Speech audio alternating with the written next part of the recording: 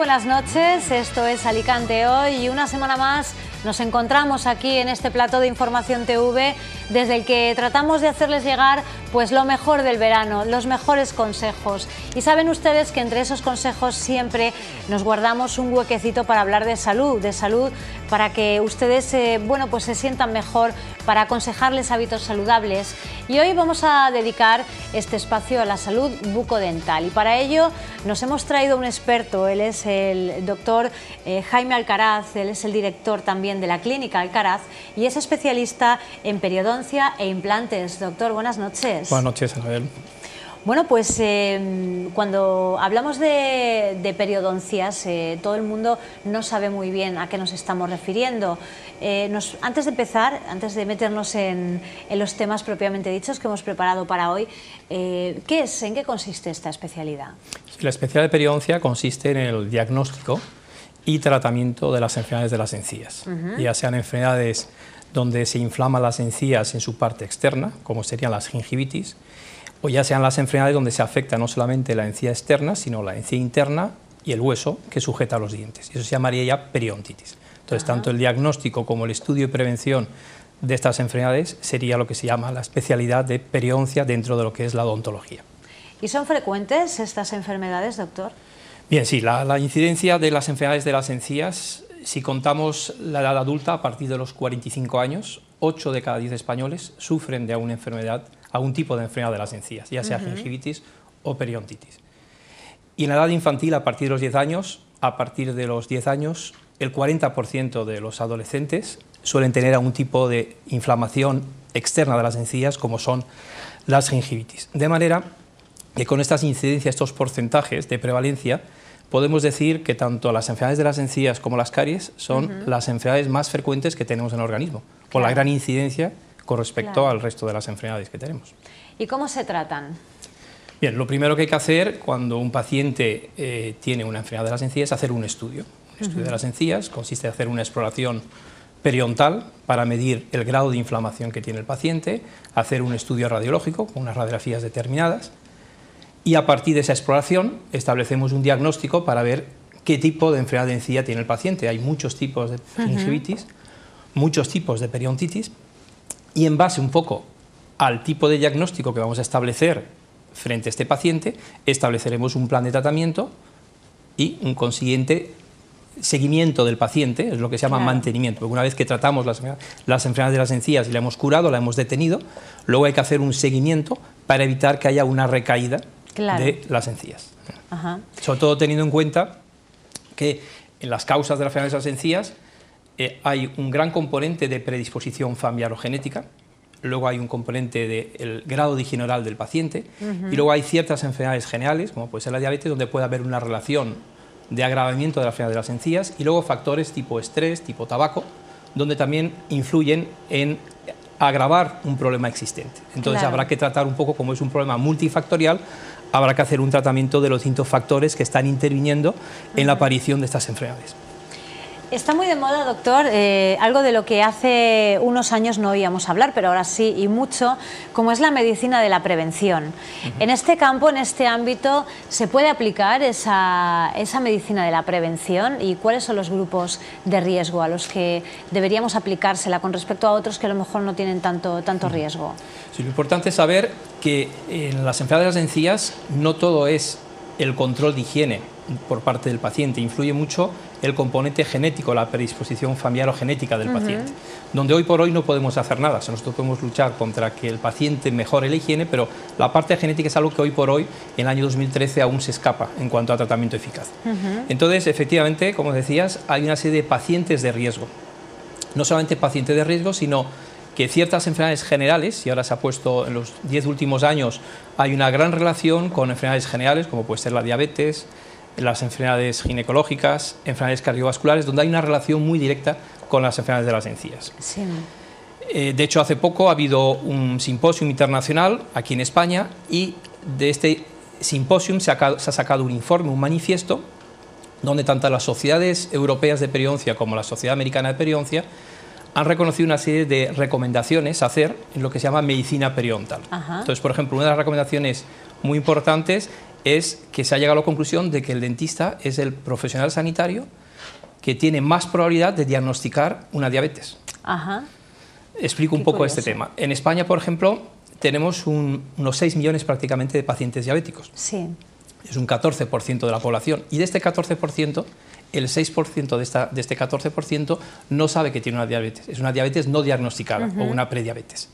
Entonces, este informe lo que hace hincapié es que el profesional sanitario con más probabilidad de tratar pacientes sanos es el dentista. Claro. Normalmente cuando se va a un médico se va por un tipo de patología, claro, un traumatólogo, un endocrino, un oftalmólogo, pero nosotros muchas veces tratamos pacientes que están aparentemente sanos y cuando hacemos una exploración bucal podemos insinuar que hay una sospecha de una prediabetes y entonces pedimos la analítica correspondiente, claro, y muchas veces salen pacientes no diagnosticados.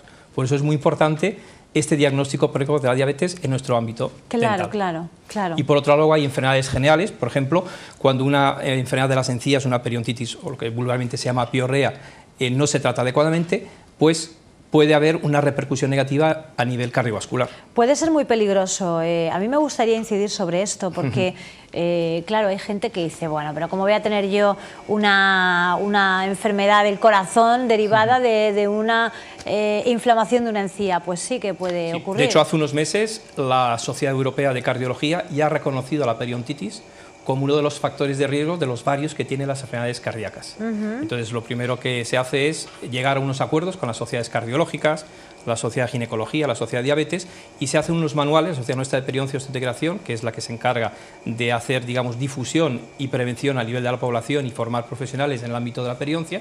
Pues esos acuerdos lo que llegan es a informar a todos los profesionales sanitarios de la relación mutua que hay entre todas estas enfermedades generales. Por ejemplo, una diabetes no controlada repercute negativamente en una periodontitis y una periodontitis no tratada repercute negativamente en una diabetes y se puede descontrolar.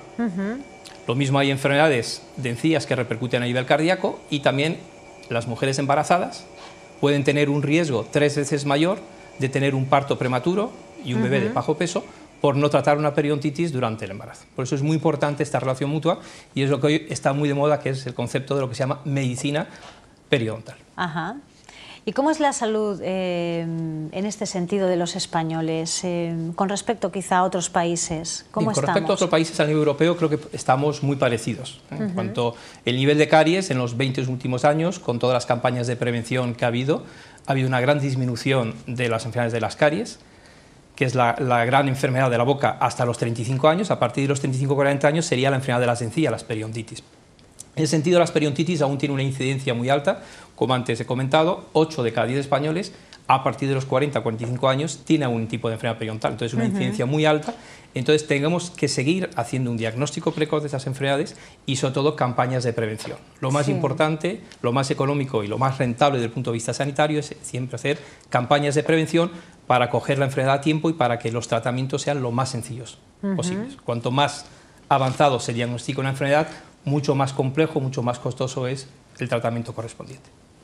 Para todo y en la medicina también es importante la comunicación y en este caso la comunicación con los pacientes. ¿Qué papel juegan en este sentido las redes sociales?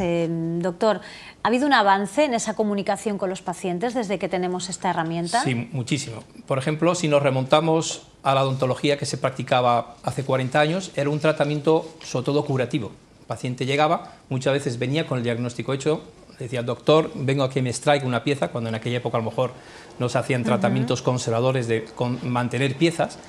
Hoy en día el paciente no solamente viene buscando un tratamiento, sino que el profesional, cada vez más lo que hacemos es explicar el tratamiento que vamos a hacer al paciente. No solamente es un tratamiento curativo, sino un tratamiento preventivo del por qué lo tiene y qué es lo que tenemos que hacer para mantener sano lo que hemos convertido sano con nuestro tratamiento. De nada serviría hacer una obturación, un empaste en un paciente que tiene una caries o un tratamiento de encías en un paciente que tiene una periodontitis si no le explicamos las causas y qué medios tenemos para conseguir una prevención, porque si no automáticamente va a haber una recidiva tanto de la caries como de las enfermedades de las encías. Por eso es muy importante la comunicación directa con el paciente, explicando los tratamientos en la consulta, Luego tenemos muchos folletos divulgativos, muchas revistas que entregamos al paciente. Hoy en día también están las redes sociales, a través de la web que hay de muchas sociedades científicas, la red que tenemos en la consulta. Hay muchísimas maneras de que el paciente se informe, aparte de lo que le expliquemos en la consulta, en su casa a nivel doméstico, con material divulgativo que le podemos ofrecer al paciente. Entonces, las redes sociales han influido muchísimo en esta divulgación, en todo lo que es prevención de salud bucal.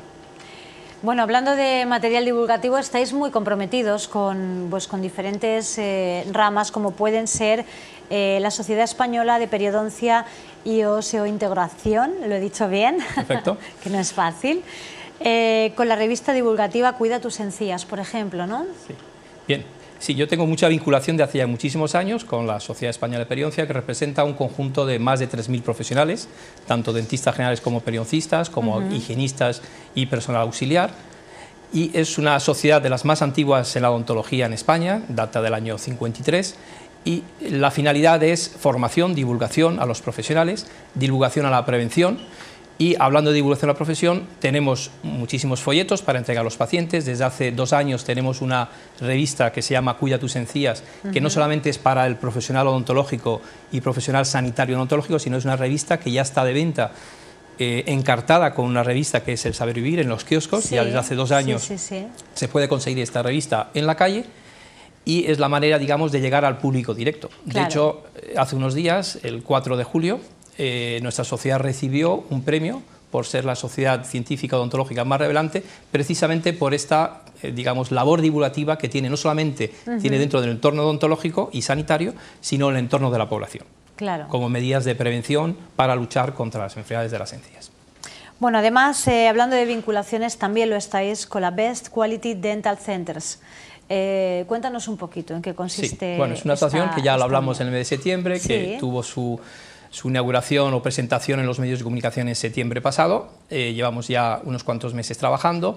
Es una asociación a nivel nacional, donde lo componen 33 clínicas entre España y Portugal, en un total de más de 180 profesionales dentistas, donde buscamos calidad, formación interna, formación externa.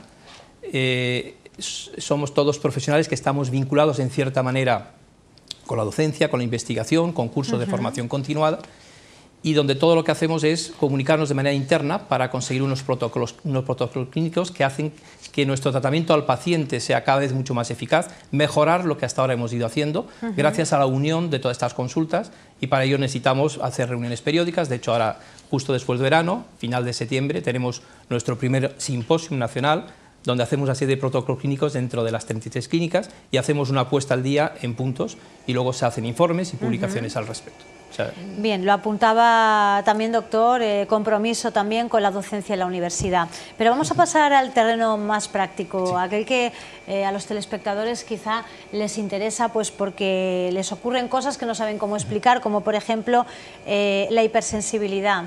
¿Qué es la hipersensibilidad? ¿Por qué ocurre? Bien, la hipersensibilidad, y ahora que estamos en tiempos de verano, pues es un tema que quizá aumente en las consultas como una primera visita. La hipersensibilidad es la sensibilidad que tiene el paciente cuando se cepilla, cuando toma ciertos alimentos o cuando toma determinadas bebidas calientes o frías.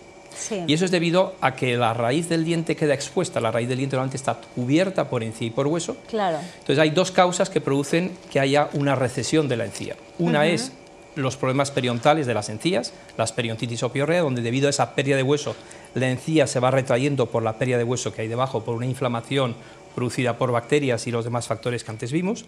Eso produce una recesión de encía, y otras veces ese mismo paciente, que por un cepillado demasiado enérgico o con cepillos demasiado agresivos o duros, se produce el mismo en una boca aparentemente sana, una lesión de cepillado, y entonces la encía automáticamente sube.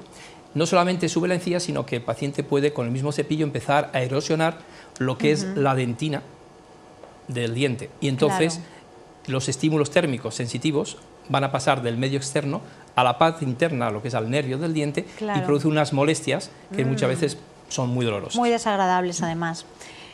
Doctor, ¿son contagiosas las enfermedades de las encías?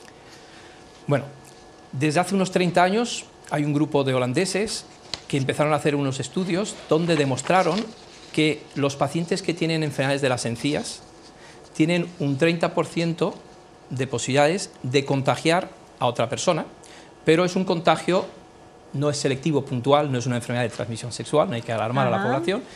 Es un contagio que se produce a través de la saliva, a través del beso, en la relación entre dos personas, una relación estable. O sea, es un poco como el resfriado, o sea, depende un poco de los virus que tenga la persona que tiene el resfriado y la pareja, puede haber una transmisión, puede haber un contagio, pues depende de la virulencia de los virus y las defensas de la pareja, el que haya ese contagio. Bien, pues a nivel periodontal ocurre un poco igual. O sea, depende un poco de la virulencia de las bacterias y de las defensas de la pareja, que se puedan inocular con un 30% más de posibilidades de una persona a otra. Y de la misma manera, si una paciente o un paciente está siendo tratado de un problema periodontal, se aconseja lógicamente que su pareja también se trata, porque si no puede haber una relación directa. Es un poco también como el tema de las caries, que son estudios mucho más antiguos donde se demostraron en su momento de que las madres, en el momento de besar a los hijos, pues muchas veces inoculan por cercanía las bacterias que están produciendo las caries, sobre todo en los recién nacidos, a la boca y entonces hay una mayor predisposición, digamos, de caries cuando la madre tiene caries. Eso ya son estudios muy recientes y lo mismo está ocurriendo con las periodontitis. Pero no hay que alarmar, lo único que hay que hacer es evitar, digamos, y que haya digamos, un tratamiento mutuo de las enfermedades. Para no transmitirlas. Doctor, se nos acaba el tiempo, lo que pasa que no nos ha dado tiempo a hablar de los implantes, eso me da pie a invitarle a que venga otro día y podamos continuar, pues ya que hoy hemos hablado de las encías, pues que otro día podamos hablar de los implantes en profundidad. Muy bien. ¿Le parece? Perfecto. Bueno, como vamos a estar aquí todo el verano, al menos nosotros, si nos hace un hueco en sus obligaciones de este verano, pues estaremos encantados de volver a hablar de salud bucodental. Muchísimas gracias, doctor. Muchas gracias a usted. Gracias. Bien, pues esperamos que les haya servido esta entrevista y que a partir de ahora, si no lo están haciendo, se cuiden mucho más las encías. Nos vamos a publicidad y volvemos enseguida. Hasta ahora.